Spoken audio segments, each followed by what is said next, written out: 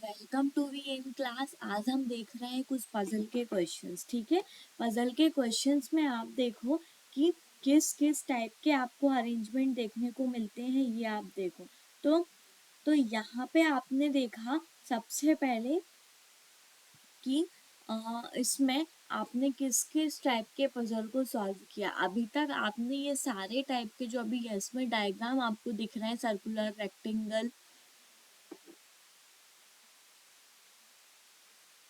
Sorry, circular type का puzzle, rectangular type का puzzle, square और ट्राइंगुलर। ठीक है, और आपने देखा है और भी टाइप के पजल्स जो हैं आपके, एक सिंगल लाइन पे जो आपका रहता है, एक वर्टिकल लाइन पे रहता है, टू पैरेलल रो पे रहता है, और आपका एक और पजल रहता है जो रहता है हॉरिजॉन्टल लाइन पे। ठीक है, और यहाँ पे बॉक्स बेस पजल में आते हैं तो बॉक्स बेस पजल भी होती है आपकी, और कुछ आपकी डे डे वाइज पजल रहती हैं, कुछ मंथ वाइज, ईयर वाइज। तो ऐसे आपके अलग अलग टाइप के पजल होते हैं, और उन पजलों का जो लेवल रहता है, उन पजल्स का जो लेवल रहता है, वो देखो आप हर बैंकिंग एग्जाम में आपको अलग अलग टाइप के लेवल्स आपको देखने मिलते हैं। आप जैसे सबसे पहले अगर एसबीआई में देखते हो तो एसबीआई का लेवल आपको थोड़ा सा आरआरबी से ज़्यादा लगेगा, और आरआरबी का लेवल जो है वो थोड़ा सा लो रहता है।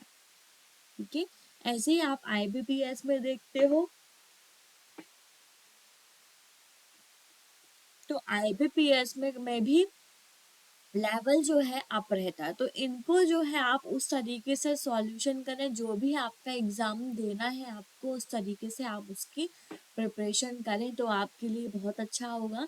और यहाँ पे आपको सभी टाइप के जो पजल्स होते हैं उसमें आपको सिटिंग अरेंजमेंट तो करना होता है, किस तरीके से आपको जैसा आपका रॉ डेटा दिया हुआ है, जैसा आपका पजल दिया हुआ है, पजल का क्वेश्चन जो है आपको डायरेक्शन भी उसमें मेंशन रहता है।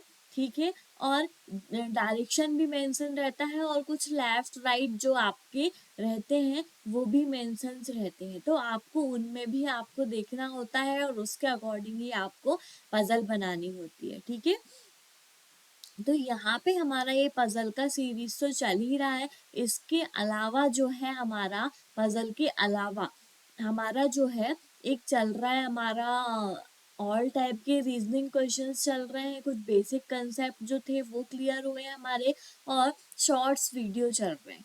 ठीक है, तो ऐसे हमारी जो है 4 प्लेलिस्ट जो है वो आपके लिए चल रही हैं। तो आप जो है सारी चीज़ें देखें और एग्ज़ाम की प्रिपरेशन करें। और मैं ये नहीं बोलती कि इस टाइप के ऐसे ही क्वेश्चंस आते हैं, आपको इस टाइप के क्वेश्चंस आते हैं, इसके रिगार्डिंग आप अलग अलग टाइप के क्वेश्चंस करें, आपको जो है आपके लिए ही अच्छा होगा, आप एग्ज़ाम में अच्छे से कर पाओगे। ठीक है, तो जो है आप इस तरीके से क्वेश्चंस को करते रहें। अब हम आते हैं कुछ क्वेश्चन पे। क्वेश्चन आप देखते हो, सबसे पहले जो आपका क्वेश्चन दिया हुआ है वो है आपका सेटिंग अरेंजमेंट है, लेकिन इसमें क्या दिया हुआ है, in a school event, school का इवेंट है, एक different subject are schedule to be held on 7 days। 7 days मतलब starting on Monday to ending Sunday, मतलब मंडे टू संडे में ये जो आपका शेड्यूल्ड है। ठीक है, किसका, आपका सब्जेक्ट्स का, वो आपको दिया हुआ है। 2 subject are schedule to be held on Saturday as well as on Sunday. ठीक है, मतलब कि 2 सब्जेक्ट्स रहेंगे जो कि आपके सैटरडे और संडे में आएंगे, बाकी के जो डेज रहेंगे उसमें 1 1 सब्जेक्ट रहेगा ईच रिमेनिंग डेज में। ठीक है, the subject to be held in these 7 days physics, chemistry, biology, science, English. ठीक है, और आपका दिया हुआ है social science, computer, maths and Hindi, but not necessary in the same order. Social science schedule to be held on Thursday. अब आप यहाँ पे जो है इस पजल को सॉल्व करना स्टार्ट करें। सॉल्व करना जैसे ही स्टार्ट करते हो तो सबसे पहले आप यहाँ पे देखें कि आपके कॉलम्स कितने बनेंगे। तो यहाँ पे आपने देखा आपके 2 कॉलम्स बनेंगे, एक तो आपके वीक डेज का कॉलम होगा, ठीक है, और एक जो है आपका सब्जेक्ट वाइज कॉलम होगा। तो यहाँ पे आप देखते चलें किस तरीके से आप कॉलम को बनाते हैं और उसके क्वेश्चंस को सॉल्व करते हैं, ठीक है। तो यहाँ पे मैंने जो है कॉलम्स को बनाया है।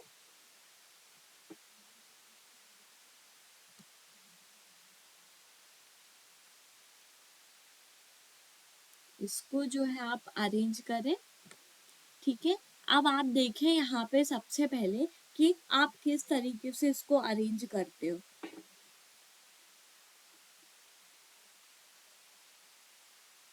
सबसे पहले तो आपको डेज का कॉलम बनाना है। तो यहाँ पे आपने देख लिया कि डेज का कॉलम कहाँ पे रहेगा। तो सबसे पहले तो आपने एक बॉक्स बना लिया है, ठीक है। ये आपका बॉक्स दिया हुआ है, इसमें आपको डेज के कॉलम रहेंगे यहाँ पे, और ये आपका रहेगा जो आपके सब्जेक्ट हैं उनका कॉलम। तो ये 2 पॉसिबिलिटीज ले ली मैंने सब्जेक्ट की, ठीक है। तो सब्जेक्ट की जो आपके कॉलम से वो आपने देख लिया। यहाँ पे आपकी वीक डेज का कॉलम है ये, और ये आपका सब्जेक्ट 1 और सब्जेक्ट 2, मतलब कि पॉसिबिलिटीज है ये 1 और 2, ठीक है। जो भी पॉसिबिलिटी आपके लिए बेहतर होगी हम उसमें आगे बढ़ते चले जाएंगे। अब आप देखते हो मंडे टू संडे में आपने देखा 7 डेज हैं यहाँ पे, ठीक है। तो 7 डेज में आपके यहाँ पे 7 रोज बनाने होंगे, 1 2 3 4 5 6 और 7, ठीक है। ये 7 जो है आपके डेज हो गए। आपने यहाँ पे लिख दिया स्टार्टिंग बोल रहा है वो आपका रिमेनिंग डेज सब्जेक्ट, ठीक है। तो यहाँ पे स्टार्टिंग और मंडे टू एंडिंग संडे, ठीक है। तो मंडे टू संडे आपने यहाँ पे कर लिया, मंडे ट्यूसडे वेडनेसडे थर्सडे, ठीक है, फ्राइडे सैटरडे, और आपका यहाँ पे जो लास्ट है वो है संडे, ठीक है। ऐसे मंडे टू संडे आपके डेज हैं। उसके बाद आपने देखा यहाँ पे सब्जेक्ट दिए हुए हैं, तो सब्जेक्ट आपके ये दिए हुए हैं। फिर the subject to be held in these 7 days are in physics chemistry biology, ये सब हो गया, ठीक है।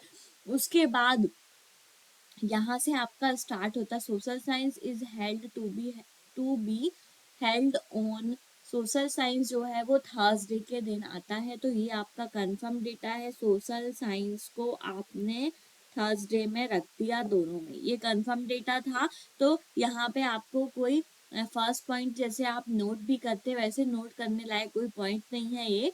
सोशल साइंस जो है वो आपका कौन से डे में आता है, थर्सडे में आता है। फिर उसके बाद आपका सेकंड जो पॉइंट है वो देखें आप, बायोलॉजी और Hindi are scheduled to be held on the same days. Biology और हिंदी जो है वो सेम डेज में रहेंगे। अब सेम डेज में मतलब कि यहाँ पे या तो सैटरडे संडे में हो सकता है, इन दोनों में ही, क्योंकि 2 सब्जेक्ट लेने का उसने कहा है। ये देखो आप संडे और सैटरडे में आपके 2 सब्जेक्ट हो सकते हैं, बाकी आपके ऊपर के जो 5 डेज है उसमें आपका 1 सब्जेक्ट ही होगा, ठीक है। तो आप एक बार बायोलॉजी जो है यहाँ पे ले लें, बायोलॉजी और मैथ्स, वही दिया हुआ है ना, बायोलॉजी और हिंदी, सॉरी हिंदी, ठीक है। एक बार आप यहाँ पे ले लें बायोलॉजी और हिंदी, ठीक है। इतना क्लियर हुआ। फिर आपने देखा यहाँ पे maths is scheduled physics, maths is scheduled to be held 3 days before physics. Physics के 3 days बिफोर में आपका जो है मैथ्स होगा। तो यहाँ पे आप देखें, अगर यहाँ पे मैथ्स दिया हुआ है तो 1 2 3 days के बाद आपकी फिजिक्स होगी, ठीक है। इतना क्लियर हुआ। फिर थर्ड जो है आपका वो आप देखें,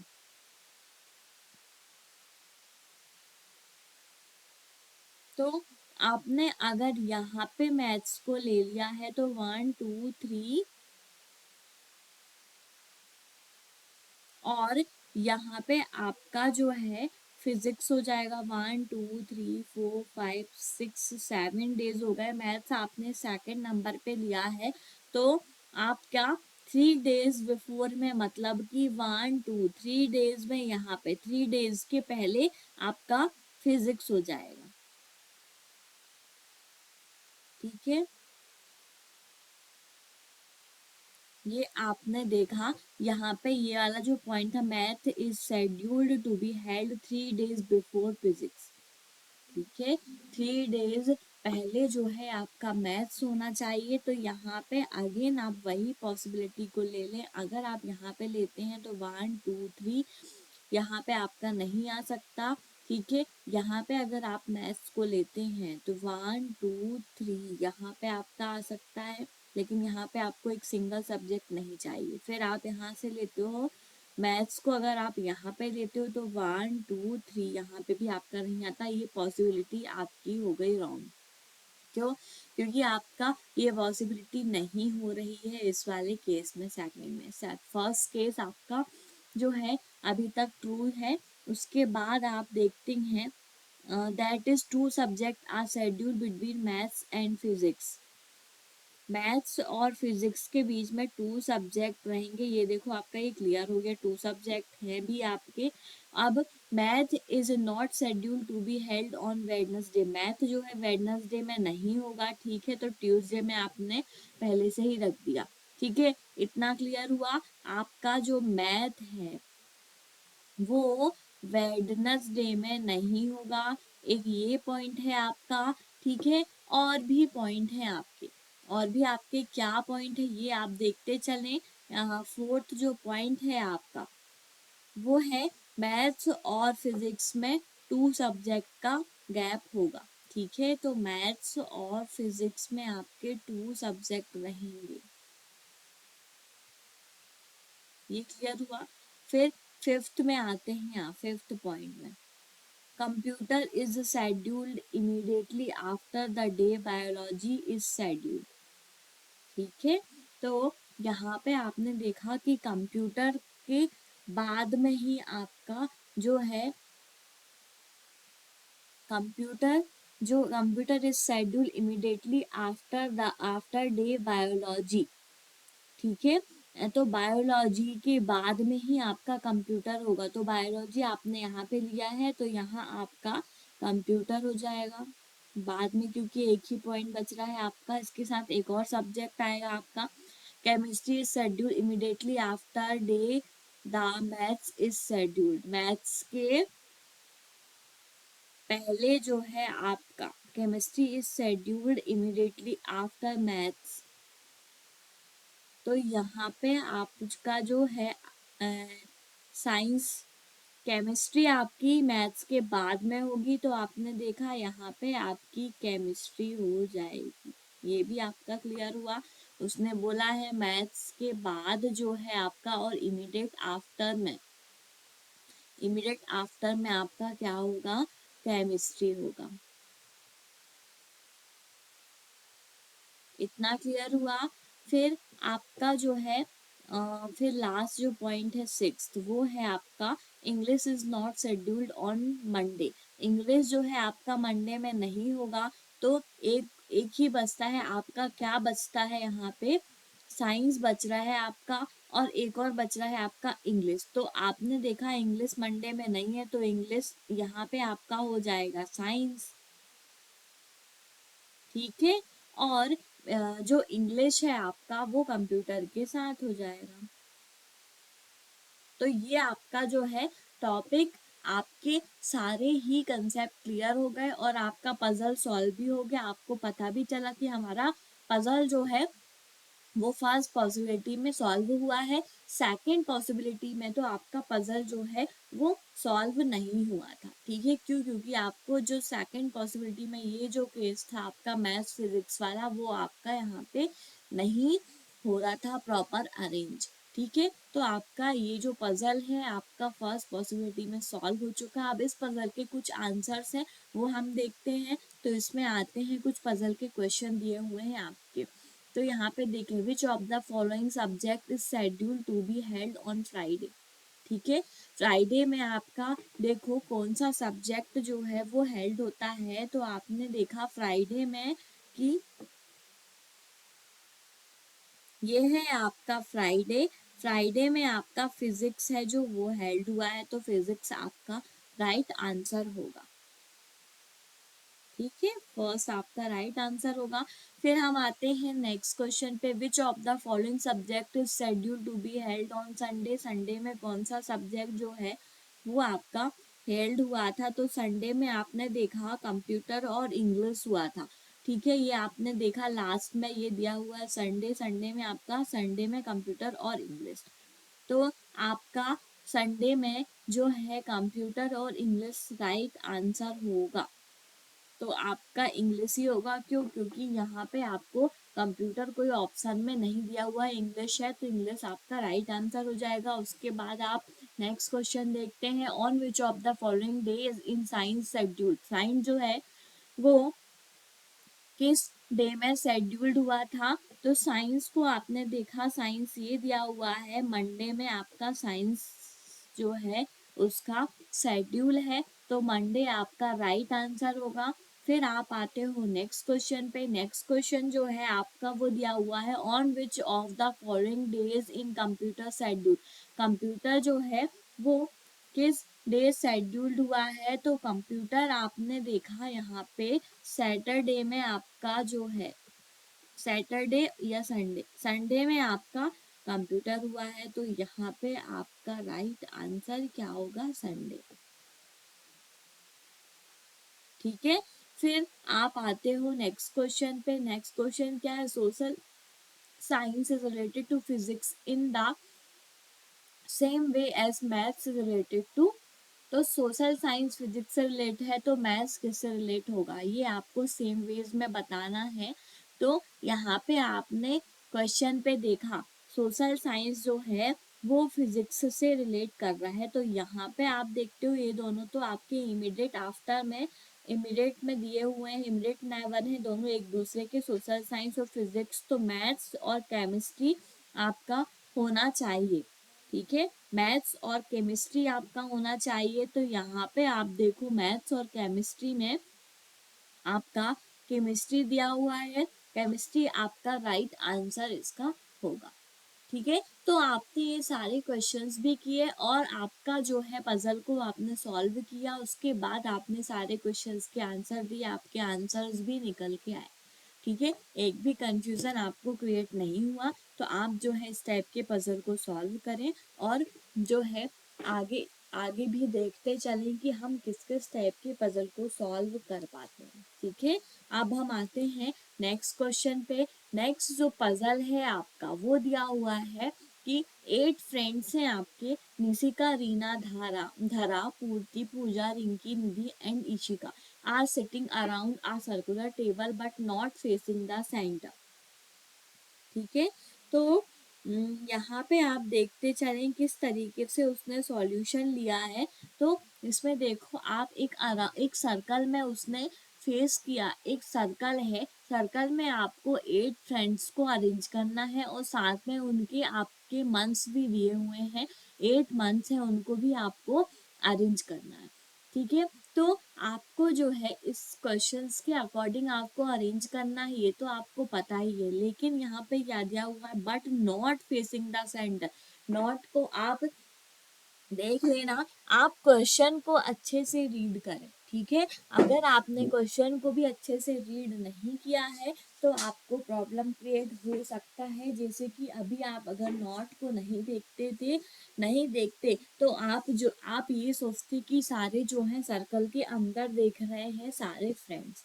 ठीक है, बट उसने बोला है कि circular table but not facing the centre, मतलब कि सर्कल के अंदर नहीं देख रहे हैं, सब सारे ही फ्रेंड्स जो हैं वो सर्कल के बाहर देख रहे हैं। सर्कल के बाहर देख रहे हैं मतलब सबका जो राइट लेफ्ट होगा वो चेंज हो रहेगा। ठीक है, इतना क्लियर हुआ आपको? ओके, तो यहाँ पे हम देखते हैं क्वेश्चन को। ठीक है, क्वेश्चन आपने देखा, टू पॉसिबिलिटी आप ले लें यहाँ पे।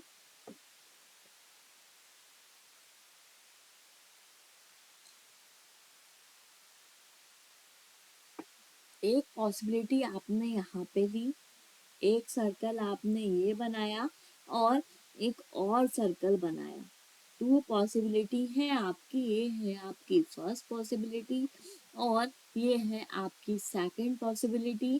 ठीक है, यहाँ पे 8 फ्रेंड्स हैं, दोनों सर्कल में ले लें आप 8 फ्रेंड्स, यहाँ पे भी ले लें आप 8 फ्रेंड्स।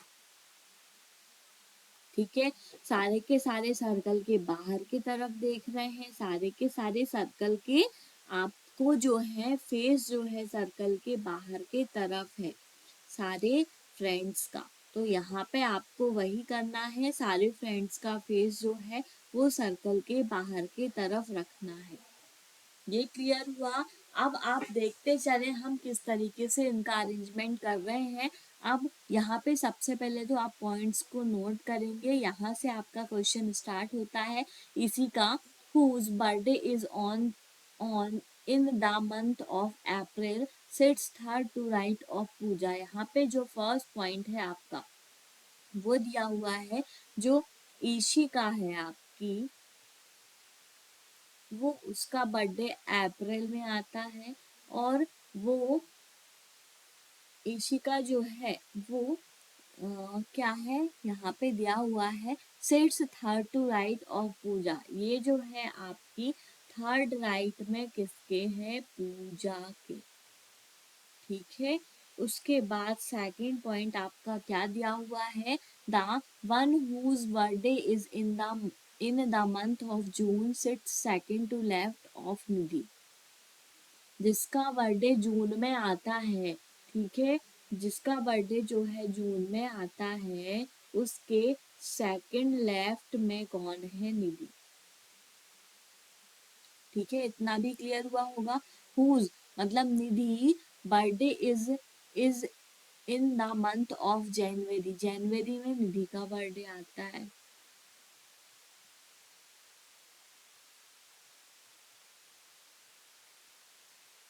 ठीक है, ये क्लियर हुआ आपका।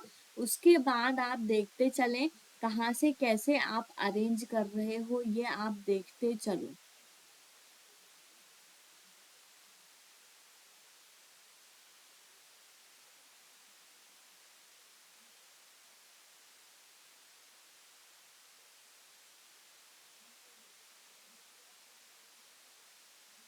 The one whose birthday is in the month of June, जिसका बर्थडे जो है आपका जून में आता है, वो आप देखें कि वो कहाँ पे अरेंज होगा। तो यहाँ पे आपने देखा सबसे पहले तो कि किसका बर्थडे जो है वो जून में आता है। ठीक है, तो यहाँ पे आप देखते भी चलें कि आपका जो है किस तरीके से आपने अरेंज किया है।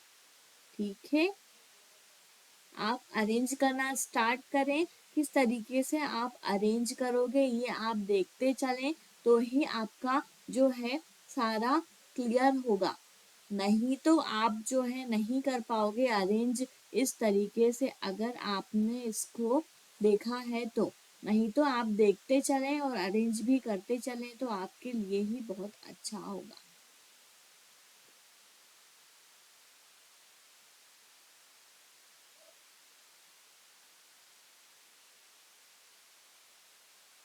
और यहाँ पे जो है आपका,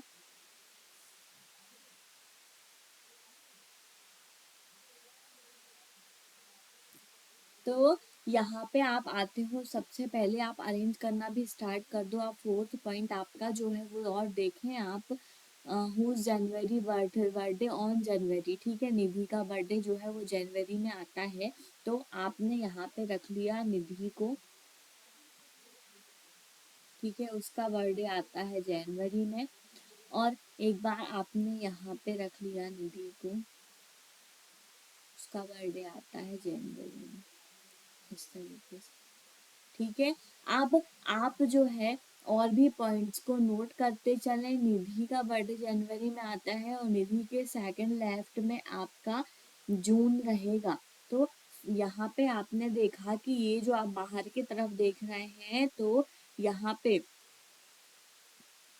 बाहर की तरफ देख रहे हैं, ये वाला जो पर्सन है ऊपर वाला, तो उसका लेफ्ट इस तरफ होगा, फर्स्ट सेकंड लेफ्ट में जो जून में है वो आएगा। ठीक है, उसके बाद आपका ये जो पॉइंट है वो टोटल क्लियर हुआ।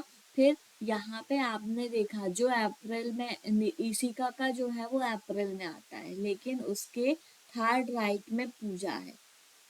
ठीक है, तो इशिका को आप जो है कहाँ पे रखते हो, ये देखो कि उसके थर्ड राइट में पूजा होनी चाहिए। फिर उसके बाद आपका नेक्स्ट, आप पढ़ते चले क्वेश्चन और भी देखें तब आपको क्लियर होगा। ठीक है, धरा Dhara, whose birthday is in the month of July, sits between the person whose birthday are in the month of February and June. फरवरी और जून के बीच में आपका जो है कौन रहेगा, धरा।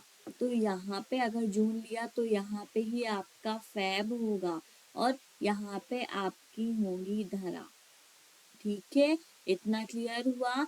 इसमें भी आप देखते हो नीचे की तरफ, इस तरफ से तो आप राइट में जाओगे, इस तरफ से लेफ्ट में आओगे। फर्स्ट सेकंड में आपने यहाँ पे जून लिया और जून के जो है यहाँ पे आपको फेब लेना होगा, जिसमें आपके इन दोनों के बीच में कौन रहेगी, धरा। ऐसे ही वो बोल रहा है क्वेश्चन कि आपका धरा जो है जिस मंथ में आता है, Dhara whose birthday is month of July, और इसका जो धरा का जो है बर्थडे आता है जुलाई मंथ में। इतना भी क्लियर हुआ, धरा का बर्थडे आता है जुलाई में।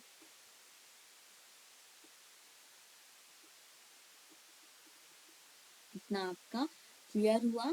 उसके बाद आप देखें यहाँ पे कि whose birthday in July, yes, sits between the person whose between are in the month of February और जून, फरवरी और जून के बीच में धरा है जिसका बर्थडे जुलाई मंथ में आता है। ये आपका क्लियर हुआ। फिर सिट्स बिटवीन द पर्सन, ये आपका क्लियर हुआ। Nidhi sits second to left of Reena, Nidhi जो है आपकी वो सेकंड लेफ्ट में है रीना के। तो निधि आपका यहाँ पे दिया हुआ, अगर यहाँ पे आप रीना को रखते हो, ठीक है, तो फर्स्ट सेकंड लेफ्ट में निधि है, ये क्लियर हुआ। फिर आपका निधि ये दिया हुआ है, इसका राइट ये है। फर्स्ट सेकंड लेफ्ट में यहाँ पे आपका रीना होना चाहिए, जो कि जून में रीना नहीं होगा। इतना भी आपका क्लियर है। तो ये पॉसिबिलिटी तो अभी आपकी रॉन्ग हो गई। अभी आप इसमें ही चलें फर्स्ट पॉसिबिलिटी में। ठीक है, तो फर्स्ट पॉसिबिलिटी में अभी आपने इतना देखा कि Nidhi sits second to left of Reena, Nidhi जो है आपकी रीना के सेकंड लेफ्ट में है। ये आपका क्लियर हुआ। Reena can not sit adjacent to Pooja, Reena जो है पूजा के एडजेसेंट में नहीं होगी। तो यहाँ पे आपका एक पॉइंट है थर्ड राइट में, इशिका के थर्ड राइट में पूजा को लेना है। तो और रीना के एडजेसेंट मतलब ये दोनों प्लेस में आपकी पूजा नहीं होगी, तो आपने यहाँ पे ही लेना पड़ेगा इशिका को। ठीक है, यहाँ पे अगर आप इशिका को लेते हैं तो इशिका के क्या बोलता है वो कि कैन नॉट दिस, ये इशिका जो है आपकी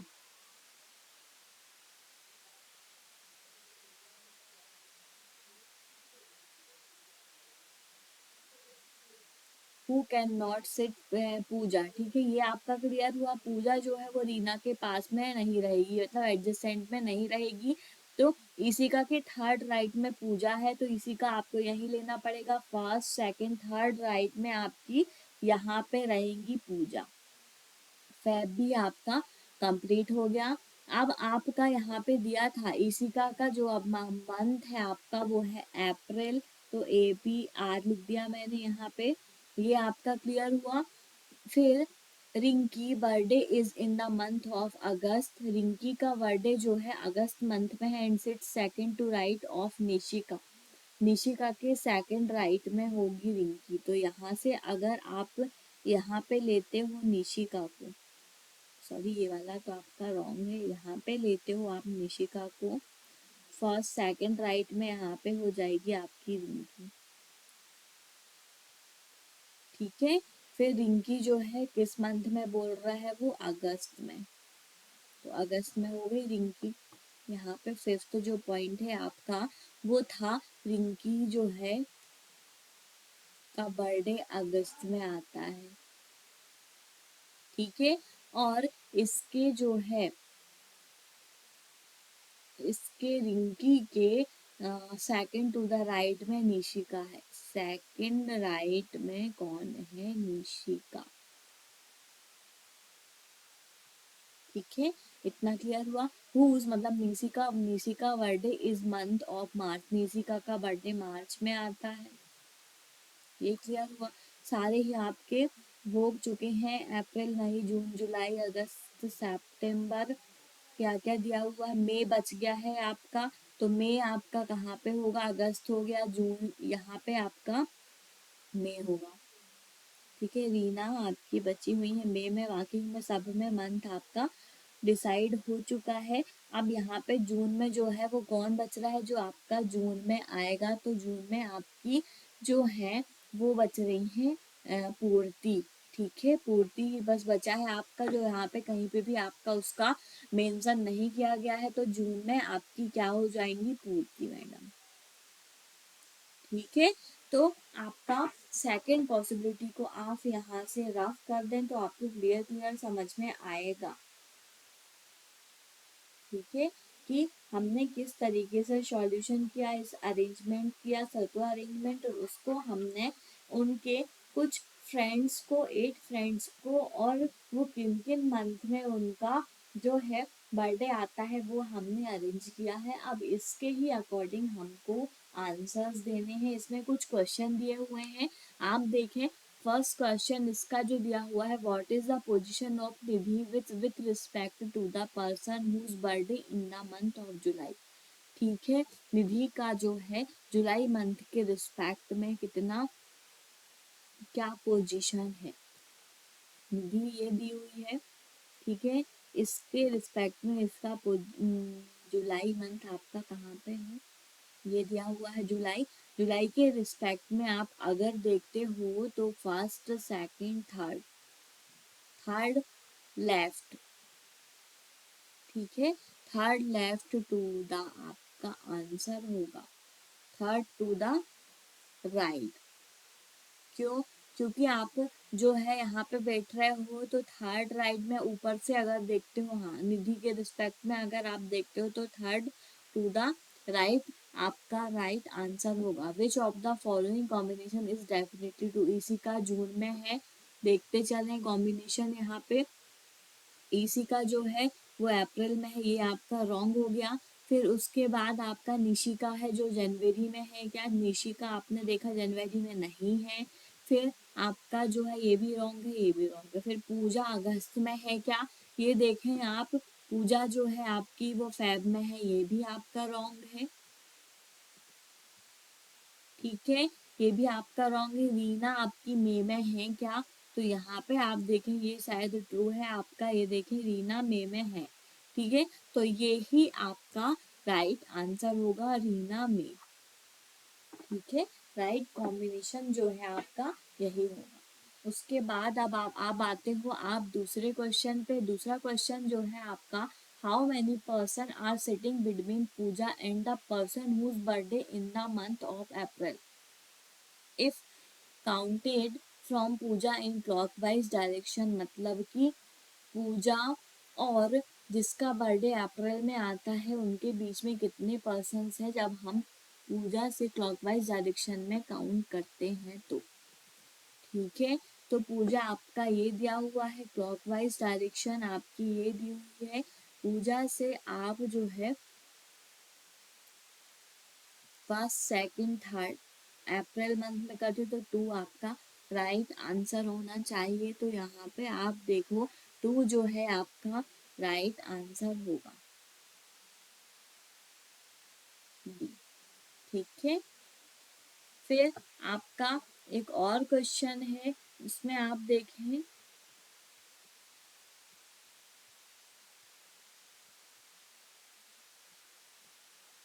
टू राइट आंसर हुआ आपका। फिर आप आते हो नेक्स्ट क्वेश्चन में, Nidhi is related to June and Rinki is related to March. ठीक है, same as Veda, Purti is related to in which month. तो यहाँ पे देखा निधि जो है जून से रिलेटेड है, रिंकी मार्च से। तो पूर्ति का रिलेशन आपको बताना है। तो यहाँ पे देखें आप, निधि जून से आपने देखा 1 का गैप दिखा यहाँ पे। ठीक है, उसके बाद वो क्या बोल रहा है कि लास्ट में जो बोल रहा है वो रिंकी जो है मार्च से रिलेटेड है। तो सेम आपने यहाँ पे देखा, रिंकी और मार्च के बीच में भी आपको 1 का गैप दिख रहा है। तो ऐसे ही आप देखो, पूर्ति और पूजा के बीच में अगर आप देखते हो तो 1 का गैप दिखता है। ठीक है, पूजा और पूर्ति के बीच में अगर आप देखते हो तो उनका जो डेट रहेगा वो रहेगा आपका अगस्त। ठीक है, तो यहाँ पे आपने देखा कि पूजा और पूर्ति में आपका जो है जुलाई हो गया। ठीक है, पूजा और रीना में अगर हम देखते हैं, पूजा और रीना में अगर हम देखते हैं तो यहाँ पे हुआ अगस्त। ठीक है, सेम यहाँ पे आप पूर्ति और पूजा में भी आप देखते हो तो यहाँ पे आपका जो राइट आंसर होगा वो होगा